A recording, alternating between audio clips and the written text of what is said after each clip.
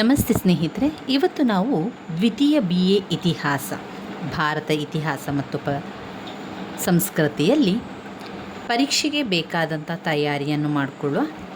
ಈಗಾಗಲೇ ನೀವು ನೋಡಿರುವಂತೆ ಹಳೆಯ ಪ್ರಶ್ನೆ ಪತ್ರಿಕೆಯಲ್ಲಿ ಬಂದಿರುವಂಥ ಒಂದು ಮುಖ್ಯವಾದ ಪ್ರಶ್ನೆಯ ಬಗ್ಗೆ ಇವತ್ತು ತಿಳ್ಕೊಳ್ಳುವ. ಅದು ಸೂಫಿಸಮ್. ಇಲ್ಲಿ ವಿಭಾಗ ಸಿ 15 ಅಂಕಕ್ಕೆ ಕೇಳಿರುವಂಥ ಪ್ರಶ್ನೆ, ಸೂಫಿಸಮ್ನ ಉಗಮ ಮತ್ತು ಬೆಳವಣಿಗೆಯ ಕುರಿತು ವಿವರಿಸಿ ಅಂತ ಕೇಳಿದ್ದಾರೆ.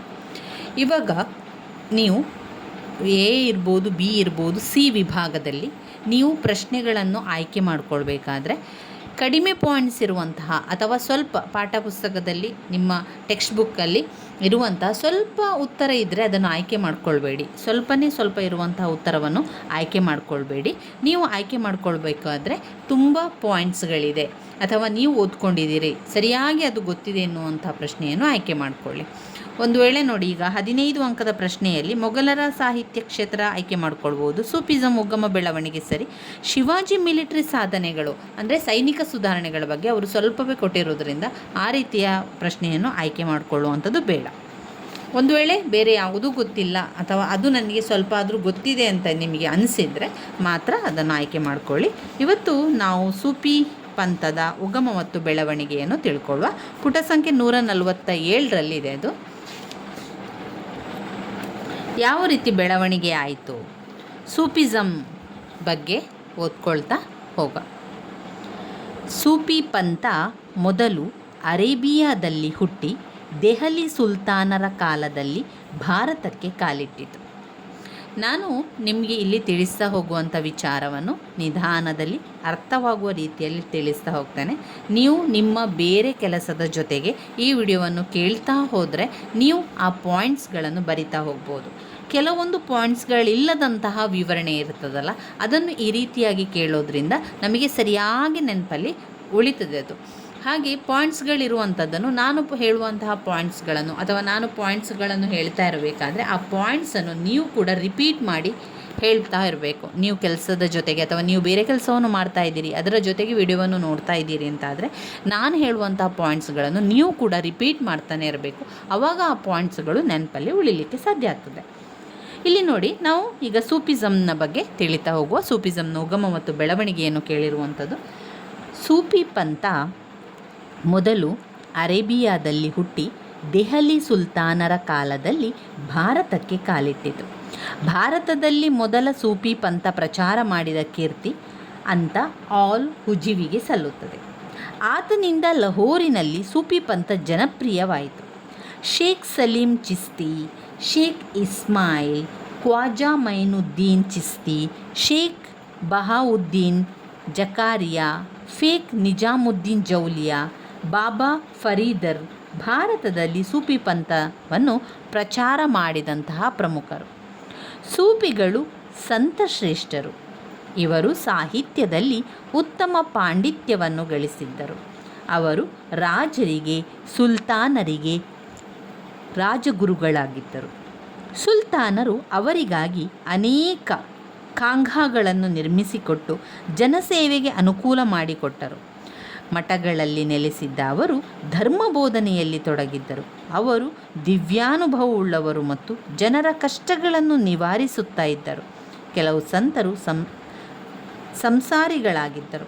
ನೋಡಿ, ಇಲ್ಲಿ ಸಂತರುಗಳ ಬಗ್ಗೆ ಹೇಳ್ತಾ ಇದ್ದಾರೆ. ಅಂದರೆ ಸೂಫಿ ಪಂಥದ ಸಂತರು, ಸೂಫಿ ಸಂತರ ಶ್ರೇಷ್ಠತೆಯ ಬಗ್ಗೆ ಅವರಿಲ್ಲಿ ವಿವರಿಸ್ತಾ ಇರುವಂಥದ್ದು. ಹೇಗೆ ಉಗಮ ಆಯಿತು, ಹೇಗೆ ಅದು ಬೆಳವಣಿಗೆ ಹೊಂದಿತು ಅಂತ ಹೇಳುವಾಗ ಸೂಫಿ ಎಂಬ ಪದವು ಸಾಫ್ ಎಂಬ ಪದದಿಂದ ಉತ್ಪನ್ನವಾಗಿದ್ದು, ಸಾಫ್ ಎಂದರೆ ಶುದ್ಧಿ ಅಥವಾ ಶುಚಿ ಎನ್ನುವಂತಹ ಅರ್ಥವನ್ನು ಕೊಡುವಂಥದ್ದು. ಸೂಫಿ ಪಂಥದ ಉಗಮ ಮತ್ತು ಬೆಳವಣಿಗೆಯನ್ನು ನಾವು ನೋಡ್ತಾ ಹೋಗುವ. ಸೂಫಿ ಪಂಥದ ಉದಯ ಮತ್ತು ಬೆಳವಣಿಗೆ ಭಾರತದ ಚರಿತ್ರೆಯಲ್ಲಿ ಮಹತ್ವವಾದ ಸ್ಥಾನವನ್ನು ಪಡೆದಿದೆ. ಸೂಫಿ ಪಂಥ ಪರ್ಷಿಯಾ ದೇಶದಲ್ಲಿ ಉಗಮವಾಗಿ ಸೂಫಿ ಪಂಥವು ಇಸ್ಲಾಂ ಧರ್ಮದ ಆಧ್ಯಾತ್ಮಿಕತೆಯ ಇನ್ನೊಂದು ಹೆಸರು.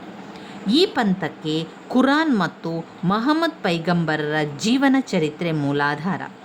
ಸೂಫಿ ಪಂಥ ಜೊರಾಸ್ಟ್ರಿಯನ್, ಕ್ರೈಸ್ತ, ಬೌದ್ಧ, ಹಿಂದೂ ಧರ್ಮಗಳ ಹಲವಾರು ಉತ್ತಮ ಅಂಶಗಳನ್ನು ತನ್ನೊಳಗೆ ಒಳಗೊಂಡಿದೆ. ಸೂಫಿ ಸಂತರು 12ನೇ ಶತಮಾನದ ವೇಳೆಗೆ ಭಾರತಕ್ಕೆ ಬರಲಾರಂಭಿಸಿದರು. ಮಾನವರೆಲ್ಲರೂ ಸಮಾನರು, ಆದರೆ ಅವರು ಆಚರಿಸುವಂತಹ ಧರ್ಮಗಳು ಬೇರೆ ಎಂಬ ಅಭಿಪ್ರಾಯವನ್ನು ಸೂಫಿ ಪಂಥ ನಂಬಿತ್ತು. ಎಲ್ಲ ಧರ್ಮಗಳ ಮೂಲ ಉದ್ದೇಶ ಸತ್ಯವನ್ನು ಅರಿಯುವುದಾಗಿದೆ. ಹಾಗೆಯೇ ಸೂಫಿ ಪಂಥದ ಮೂಲ ಉದ್ದೇಶ ಸತ್ಯಾನ್ವೇಷಣೆಯಾಗಿದೆ. 12ನೆಯ ಶತಮಾನದಲ್ಲಿದ್ದ ಆಲ್ ಫಜಲಿಯು ಅತ್ಯಂತ ಗೌರವಾನ್ವಿತ ವ್ಯಕ್ತಿ. ಇವನು ಸಂಪ್ರದಾಯವಾದಿಗಳು ಮತ್ತು ಸೂಫಿಗಳನ್ನು ಸಮಾನವಾಗಿ ಕಾಣುತ್ತಿದ್ದರು. ಇವರಿಬ್ಬರ ನಡುವೆ ಸಾಮರಸ್ಯವನ್ನು ರೂಪಿಸಲು ಯತ್ನಿಸಿದರು. ಇದರಲ್ಲಿ ಅವನು ಜಯಶೀಲನಾದನೆಂದು ಹೇಳಬಹುದು. ಪರಮಾತ್ಮ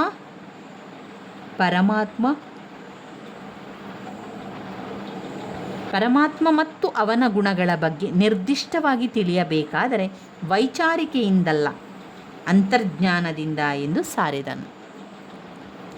ಇಲ್ಲಿ ಅನುಭಾವಿಗಳಿಗೆ ಕುರಾನ್ನ ಬೋಧನೆಗಳು ಗಣನೀಯವಾದ ಶಕ್ತಿಯನ್ನು ನೀಡಿದವು.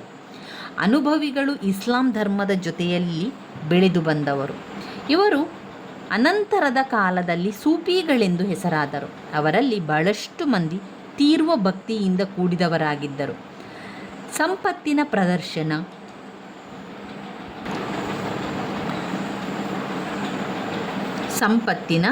ಪ್ರದರ್ಶನ ಮತ್ತು ನೈತಿಕ ಮೌಲ್ಯಗಳ ಪತನದಿಂದ ಬಹಳಷ್ಟು ರೋಸಿ ಹೋಗಿದ್ದವು. ಈ ಪಂಥ ಇರಾನಿನಲ್ಲಿ ವಿಶೇಷವಾಗಿ ಜನಪ್ರಿಯವಾಯಿತು. ಆರಂಭದ ಸೂಫಿ ಪಂಥದಲ್ಲಿ ಸ್ತ್ರೀಯರು ಇರುವುದುಂಟು. ಸೂಫಿ ಪಂಥದ ಮೊದಲ ಮಹಿಳೆ ರಾಬಿಯಾ 8ನೇ ಶತಮಾನದಲ್ಲಿ ಬಾಸ್ರಾ ನಗರದಲ್ಲಿ ಜೀವಿಸಿದ್ದಳು. ಇವಳು ಪರಮಾತ್ಮನೊಂದಿಗೆ ನೇರ ಸಂಪರ್ಕದಲ್ಲಿರುವುದನ್ನು ಒತ್ತಿ ಹೇಳಿದ್ದಾಳೆ. ಜಲಾಲ್ ಉದ್ ದೀನ್ ರೂಮಿ ಮತ್ತು ಮನ್ಸೂರ್ ಬಿನ್ ಹಲ್ಲಾಕ್ ಮುಂತಾದವರು ಮನುಷ್ಯ ಮತ್ತು ಪರಮಾತ್ಮನನ್ನು ಒಂದುಗೂಡಿಸುವಂತಹ ಶಕ್ತಿಯೇ ಪ್ರೀತಿ ಎಂದು ಸಾರಿದರು. ಈ ವೇಳೆಗಾಗಲೇ ಸೂಫಿಗಳು 14 ವರ್ಗಗಳು ಅಥವಾ ಸಿಲ್ಸಿಲ್ಗಳಾಗಿ ಸಂಘಟಿತರಾಗಿದ್ದರು. ಪ್ರತಿಯೊಂದು ಸಿಲ್ಸಿಲ್ ಒಬ್ಬೊಬ್ಬ ಪ್ರಖ್ಯಾತಿ ಅನುಭವಿಯಿಂದ ಮುನ್ನಡೆಯುತ್ತಿತ್ತು. ಈ ಅನುಭವಿಗಳು ಅಥವಾ ಪೀರರು ತಮ್ಮ ಅನುಯಾಯಿಗಳೊಂದಿಗೆ ಧರ್ಮಶಾಲೆಗಳಲ್ಲಿ ವಾಸಿಸುತ್ತಿದ್ದರು. ಪೀರ್ ಮತ್ತು ಅವನ ಶಿಷ್ಯರ ನಡುವಿನ ಕೊಂಡಿಯೇ ಸೂಫಿ ಪಂಥದ ಜೀವಾಳವಾಗಿತ್ತು. ಪ್ರತಿಯೊಬ್ಬ ಪೀರನು ತನ್ನ ಉತ್ತರಾಧಿಕಾರಿ ವಾಲಿಯನ್ನು ನೇಮಿಸಿ ತನ್ನ ಸೇವಾ ಕಾರ್ಯಗಳನ್ನು ಮುಂದುವರಿಯಲು ಆದೇಶ ನೀಡುತ್ತಿದ್ದನು. ಸೂಫಿ ಧಾರ್ಮಿಕ ಸಂಘಟನೆ ಮತ್ತು ಅವರ ಆಚಾರಗಳಾದ ಧ್ಯಾನ, ಉಪವಾಸ ಮತ್ತು ದೀರ್ಘಕಾಲ ಉಸಿರನ್ನು ಹಿಡಿದಿಡುವ ವಿಧಿಗಳು ಬೌದ್ಧ ಮತ್ತು ಹಿಂದೂ ಯೋಗಾಚಾರ್ಯದಿಂದ ಪ್ರಭಾವಿತವಾಗಿದ್ದವು. ಸಂಸ್ಕೃತದ ಯೋಗ ಗ್ರಂಥವಾದ ಅಮೃತಕುಂಡ ಪರ್ಷಿಯನ್ ಭಾಷೆಗೆ ಅನುವಾದವಾಯಿತು. ಹಿಂದೂ ಮತ್ತು ಬೌದ್ಧ ಆಚಾರಗಳು ಮತ್ತು ಸಂಸ್ಕಾರಗಳು ಸೂಫಿ ವ್ಯವಸ್ಥೆಯಲ್ಲಿ ಸಮ್ಮಿಳಿತವಾಗಿತ್ತು. ಸೂಫಿ ಪಂಥದ ಅನೇಕ ವಿಚಾರಗಳು, ಆಚಾರಗಳು, ವಿಧಿವಿಧಾನಗಳು ಬೌದ್ಧ ಮತ್ತು ಹಿಂದೂ ಧರ್ಮಗಳಿಂದ ಬಂದಿರಲೂಬಹುದು. ಆಧುನಿಕ ವಿದ್ವಾಂಸರು ಕುರಾನ್ನಿಂದ ಬಂದಿದೆ ಎಂದು ಅಭಿಪ್ರಾಯಪಡುತ್ತಾರೆ.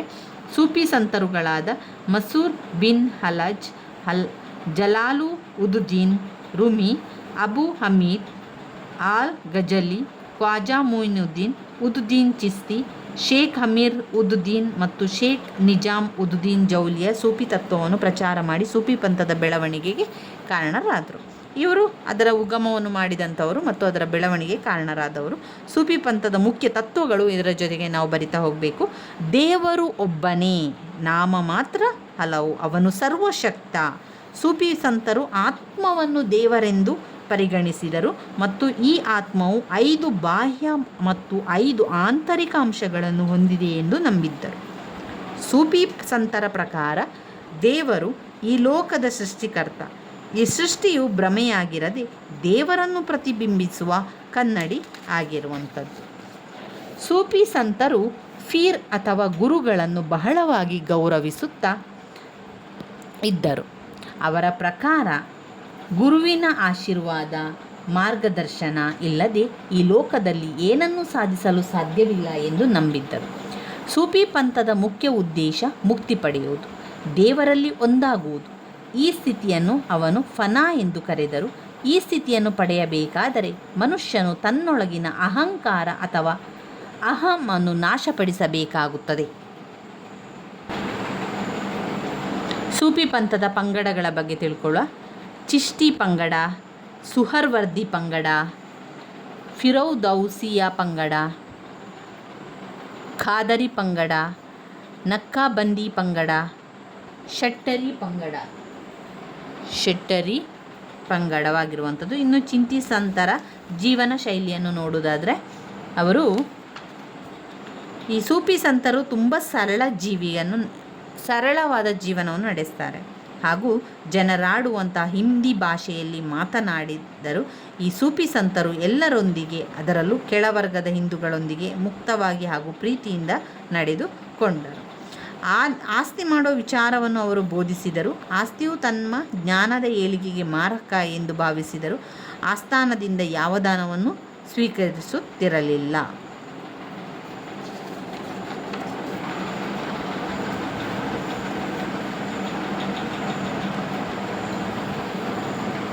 ಸೂಫಿ ಸಂತರು ಸಂಗೀತಪೂರ್ಣವಾದ ಕೀರ್ತನೆಗಳನ್ನು ರಚಿಸಿದರು. ಪರಮಾತ್ಮನ ಧ್ಯಾನದಲ್ಲಿ ಹಾಡುವುದು ಮತ್ತು ನೃತ್ಯ ಮಾಡುವುದನ್ನು ಆರಂಭಿಸಿದರು. ಇದನ್ನೇ ಸಮಾ ಎಂದು ಕರೆಯುತ್ತಾರೆ. ಇನ್ನು ದೈವ ಸಾನ್ನಿಧ್ಯ ಅವರು ಎಷ್ಟು ಅನುಭವಿಸುತ್ತಿದ್ದರು ಎಂದರೆ ಅವರಿಗೆ ಸಾಂಸಾರಿಕ ಜೀವನದಲ್ಲಿ ಒಲವು ಇರಲಿಲ್ಲ ಮತ್ತು ಆಸಕ್ತಿ ಕೂಡ ಇರಲಿಲ್ಲ. ಚಿಸ್ತಿ ನಂತರ ಮಕ್ಕಳು ಧರ್ಮದ ದಾರಿ ತೋರಿಸುವ ಕೈದೀಪವಾಗಲಿ. ಅವರಿಗೆ ಲೋಕಜ್ಞಾನ ಇತ್ತೇ ಹೊರತು ದೈವಿ ಜ್ಞಾನ ಹೊಂದಿರಲಿಲ್ಲ ಎಂದು ಪ್ರೊಫೆಸರ್ ಕೆ ನಿಜಾಮಿ ಅಭಿಪ್ರಾಯವನ್ನು ಪಡ್ತಾರೆ. ಇವಿಷ್ಟು ಅದರಲ್ಲಿ ಬರುವಂಥ ವಿಚಾರಗಳು. ನಾವು ಮುಖ್ಯವಾಗಿ ಸೂಫಿ ಪಂಥದ ತತ್ವಗಳನ್ನು ತಿಳ್ಕೊಳ್ಬೇಕು ಸ್ನೇಹಿತರೆ. ವೆರಿ ಇಂಪಾರ್ಟೆಂಟ್ ಆಗಿರುವಂಥದ್ದು. 5 ಅಂಕಕ್ಕೂ ಕೂಡ ಕೇಳ್ತಾರೆ. ಸೂಫಿ ಪಂಥದ ತತ್ವಗಳನ್ನು ತಿಳಿಸಿ ಅಂತ. ಸೂಫಿ ಪಂಥದ ತತ್ವಗಳು ಏಕ ದೇವರ ಆರಾಧನೆಯಲ್ಲಿ ನಂಬಿಕೆಯನ್ನು ಹೊಂದಿತ್ತು. ಏಕ ದೇವರಾಧನೆಯಲ್ಲಿ, ದೇವತಾ ಆರಾಧನೆ ಅಥವಾ ದೇವರಾಧನೆಯಲ್ಲಿ ನಂಬಿಕೆಯನ್ನು ಹೊಂದಿತ್ತು. ಎಲ್ಲ ಜೀವಿಗಳು ಮತ್ತು ಸರ್ವಸ್ವವು ದೇವರ ಭಾಗವೆಂದು ಭಾವಿಸಿದ್ದರು. ಎಲ್ಲ ಜೀವಿಗಳು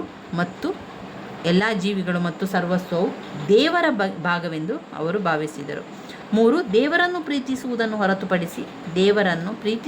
ಹೊರತುಪಡಿಸಿ ಸರ್ವಸ್ವವನ್ನು ತ್ಯಜಿಸುವುದರ ಮೂಲಕ ದೇವರನ್ನು ಕಾಣಬಹುದು. ದೇವರು ಈ ಲೋಕದ ಸೃಷ್ಟಿಕರ್ತ. ಮೂರ್ತಿ ಪೂಜೆಯನ್ನು ಯಾವುದೇ ಕಾರಣದಲ್ಲೂ ಅವರು ಪುರಸ್ಕರಿಸಲಿಲ್ಲ. ದೇವರು ದಯಾಳು, ಹಾಗಾಗಿ ದೇವರಲ್ಲಿ ತಮ್ಮ ಅಗತ್ಯಗಳು ಒಂದಾಗಬೇಕೆಂದು ಅವರು ಬೋಧಿಸಿದರು. 7ನೇ ಪಾಯಿಂಟ್, ಸೂಫಿ ಪಂಥದ ತತ್ವಗಳು. ಮುಖ್ಯವಾಗಿರುವಂಥ ತತ್ವಗಳದು 7. ದೇವರನ್ನು ಸ್ಮರಿಸಲು ಸಂಗೀತವನ್ನು ಸಾಧನವಾಗಿ ಮಾಡಿಕೊಂಡರು. 8. ಮನುಷ್ಯ ಜೀವಿಯು ಪ್ರಥಮ ಶತ್ರು ಆಸೆ ಎಂದು ಭಾವಿಸಲಾಗಿತ್ತು, ಹಾಗಾಗಿ ಆಸೆಯನ್ನು ತ್ಯಜಿಸುವಂತೆ ನಿರ್ದೇಶಿಸಲಾಗಿದೆ.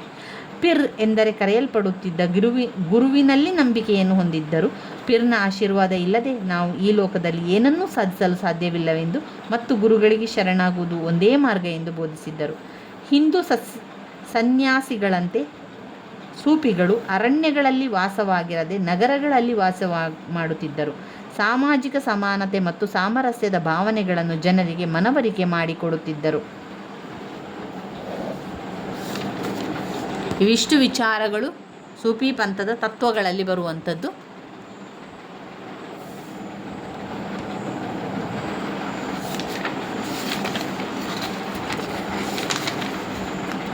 ಸೂಫಿ ಪಂಥದ ಉಗಮ ಮತ್ತು ಬೆಳವಣಿಗೆಯನ್ನು ನೀವು ಸರಿಯಾಗಿ ಕಲಿಬೇಕು ಸ್ನೇಹಿತರೆ. ತುಂಬಾ ಮುಖ್ಯವಾಗಿರುವಂತಹ ಪ್ರಶ್ನೆ. ನನ್ನ ವಿಡಿಯೋಸ್ ಎಲ್ಲ ನಿಮಗೆ ಇಷ್ಟ ಆಗಿದ್ದರೆ ಲೈಕ್ ಕೊಡಿ, ಶೇರ್ ಮಾಡಿ, ಸಬ್ಸ್ಕ್ರೈಬ್ ಮಾಡಲಿಕ್ಕೆ ಮರಿಬೇಡಿ ಸ್ನೇಹಿತರೆ. ಧನ್ಯವಾದಗಳು.